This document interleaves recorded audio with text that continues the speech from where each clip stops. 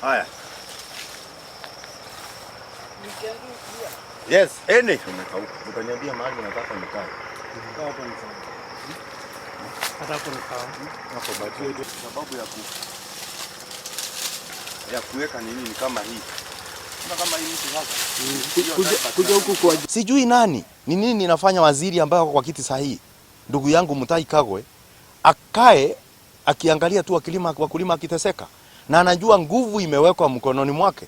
Na ya pili, natarajia kwamba waziri kwa sababu ametoka eneo hili la mlima.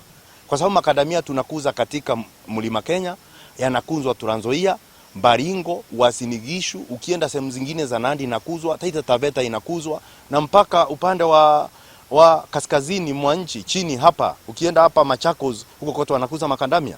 Sasa swali yangu sijui ni kwa nini waziri amekawia, wakulima ameteseka mpaka amefika kugoma bila kuwa na jawabu. Kuandika barua tu peke yake. Na hata kama ingekuwa inamsumbua kuandika, mimi naweza kumwandikia na nikamtumia ili mkulima aweze kusaidika.